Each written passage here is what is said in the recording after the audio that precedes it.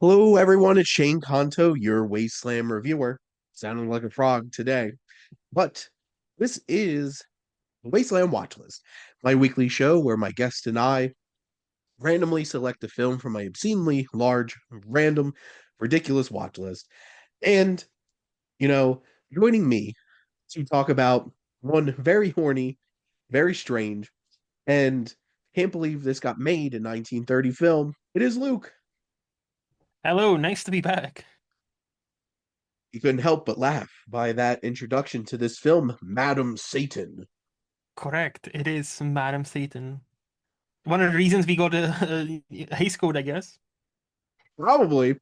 Hmm. Um, and this film was released September 30th, 1930, runtime of 116 minutes, directed by Cecil B. DeMille, which was probably the weirdest thing about Hmm. that. Starring Kay Johnson, Reginald Denny, Lillian Roth, and Roland Young. Mostly black and white, but has some multicolor sequences on the Zeppelin, but the only versions still left available are the fully black and white one.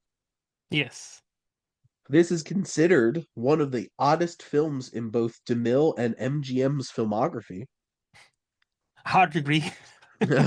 Wonder I haven't seen why. them all. Haven't seen them all, but hard to agree. Yes. Hollywood censor Jason Joy, such an interesting name for somebody wanting to censor people, Yeah. worked closely with DeMille to clean up the film. Apparently, there was full-blown nudity during the Zeppelin sequence. Apparently there was also Lillian. I think Lillian was in like a sheer nightgown for one scene, and I'm like, so this movie was even hornier. Okay, cool. Release that horny cut. Okay, hashtag release the horny cut. Hashtag released the horny cut of Madam Satan. This Hmm. film lost $390,000. This is why, because they edited it. Okay, like Yep. I'm just gonna say, All those repressed people in 1930 would have went to go see this movie. yeah, everybody Um, back on in the internet back in the day is like, oh, cancel, boycott. Angela and Bob Brooks are an upper class couple. Unfortunately, Bob is an unfaithful husband, but Angela has a plan to win back her husband's affection. Wow, what a plan. Hmm. So basically this film is a tale of two halves. We have a shenanigans filled screwball comedy probably for like the first hour of this. Hmm. And then we have this wild, crazy orgy type party on a Zeppelin that crashes and has a insane action sequence in the second half of this film. This movie is unhinged, but what are your general thoughts on Madam Satan? Unhinged is correct. I I thought this movie was fine because for me the biggest problem is the craziness and the like banter and all that things that's trying to go for in the first hour. Many times it didn't click. Like, there's like a pace to like most of those jokes and most of those settings where if it clicks, it's beautiful. It Yeah, works. Like, it can be silly. You can be silly with the movie, great. But there was something very off about this movie. I think it's the musical sequences, which this was apparently Cecil D. Mill's only musical, so can't blame him. But yeah, there's a lot of weird stuff we can talk about. But what about you, Shane? What did you think? I think this film had a lot of potential. Release a horny Hmm. cut. Um, I think that first hour goes way too long because like it's a screwball comedy. This got to be snappy, and Yep. we dragged our feet for an hour. And Hmm. yes, you probably could have cut out all the musical sequences, and I feel like that penthouse sequence of shenanigans lasted 2 times as long as it probably should have. Yep. Yep. So Yep. like this felt elongated and Cecil B. DeMille's, but like I'm contractually obligated to make every film at least an hour and 50 minutes. And it's just like this movie didn't need to be an hour and 50 minutes. I think if they tightened up that first half, Hmm. made it snappier, and that's the thing, like it has the hallmarks of like the fun, kooky, just screwball comedy shenanigans with the whole Angela showing up at Trix at Bob's penthouse and finding Trixie there, and the pal Jimmy, and there's just so many moving pieces here. And then the I don't know how I felt. Like once they showed up at that Zeppelin, and I'm just like, they're having a party on a Zeppelin? And then when the Zeppelin crashes, and I'm like, oh, this is a Cecil B. DeMille film. Because Hmm. not gonna lie, that was really impressive. Like from a filmmaking standpoint, the special effects and everything of that whole sequence. But I'm like, this was a screwball comedy. Like, what the hell is going on? Can you imagine? Yep. Just imagine. Keep forgetting the name of it. That Sydney Sweeney, Glenn Powell. Uh, I was literally just thinking about this movie, like, if it's Imagine if yeah, anyone but you was it. Animal Review, yes. Just imagine the third act of anyone but you is have a giant crash, like crazy over the top action sequence out of nowhere. And Like I'm on an just like, airplane, like a yeah. non-stop style, like airplane. Suddenly we turn into non-stop, and Liam Neeson is there, and like, what? How did that become this? Yes. Well, and that's exactly how this movie feels. Yeah. It's just like, what is going on here? No, like yeah, 100% agree. So the screwball part, the first hour, like there were moments here and there, like, oh yeah, this is funny. Okay, cool. I can kind of vibe with this. And then we go on the Zeppelin, and I'm like, oh yeah, Zeppelins used to be a thing. I wonder what happened with that. And then the movie shows you exactly why they're no longer a thing, even before the infamous. I think this must have been before the infamous crash. Hindenburg. Yeah, yeah, Hindenburg. I was gonna call it Nuremberg. I'm like, no, it's not Nuremberg. It's yeah, Hindenburg. So this must have been just before that because I think otherwise this is a very odd choice. 7 years before the Yeah, Hindenburg yeah. disaster. But so Zeppelins were so in back then still. very, especially again, if you're upper class, Shane, obviously you don't want to have your party orgy thing down at the ground with the poor, with poors and plebs of the world. You want to be up in the sky, having a good time, right? So, like, before we go into some negatives, which there are quite a few, like, I will compliment costumes because, especially at the party, like, what Yeah. Lillian Roth and the other actress is wearing, like, the costumes are great. I thought their performances, like Lillian Roth, like, she was stunning. Like, Yeah. and then you'd learn what has happened with her and to her, and then you're like, holy fucking shit, that is very sad. Hmm. Yeah. Uh, Costumes. The direction, as you mentioned, like the scenes when the Zeppelin starts to crash down, quite cool. Like, yeah, can you tell this was a miniature here and there? Sure, but for the time, pretty cool. Like, I'm not gonna lie. The parachute sequences, is this really how parachutes worked at the Zeppelins? Like, you basically had to have like this, I guess. Yeah, but also, like, what happens if they didn't open? Because, like, it is like, but what if it gets tangled up and doesn't fully open? You're pretty fucked.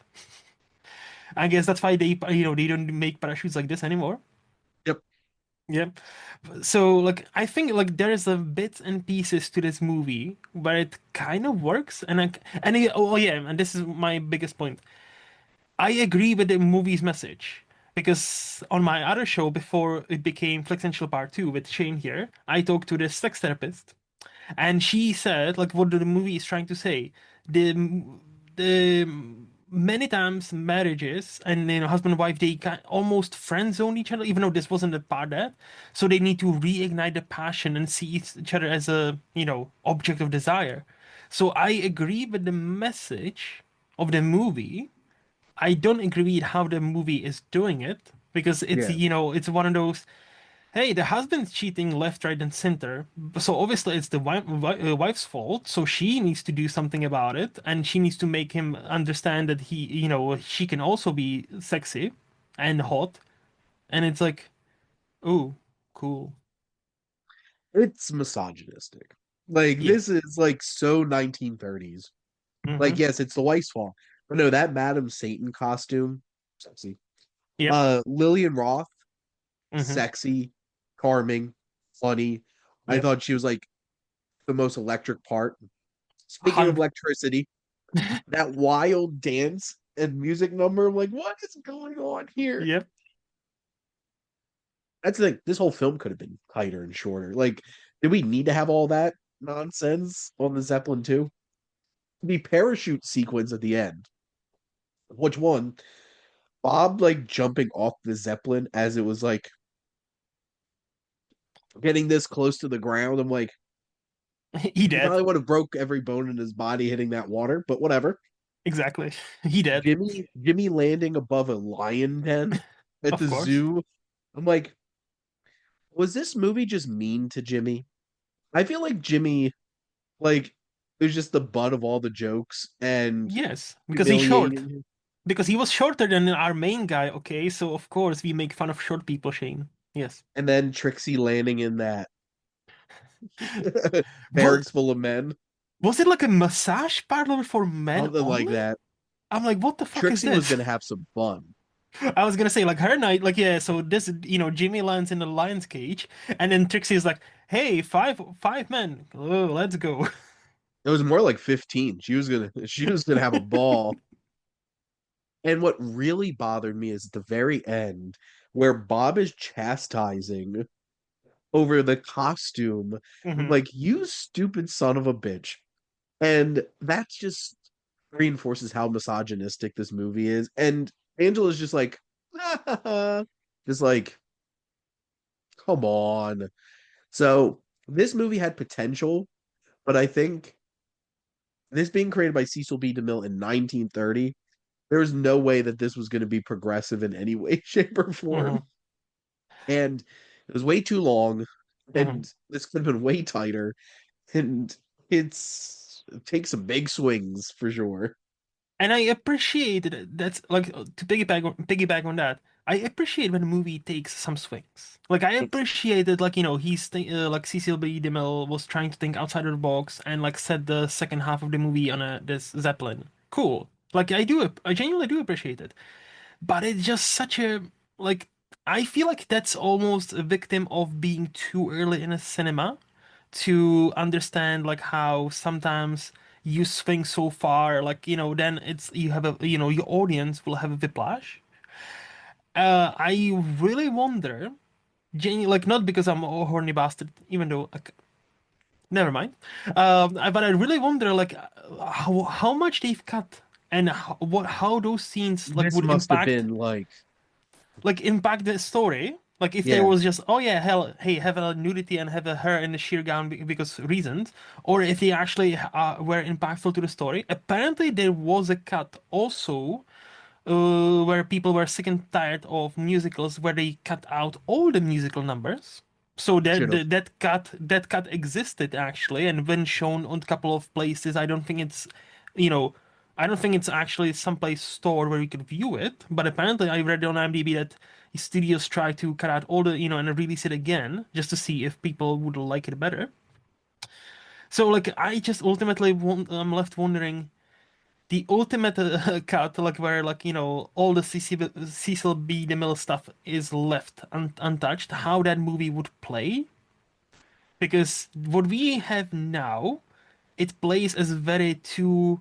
Hey, this is a beginning of an interesting screwball comedy if you manage to hit the landing, and the second part is like we jumped into a different movie where like suddenly it's eyes wide shut type of orgies, but like it's 1930s, so we cannot really be that risque.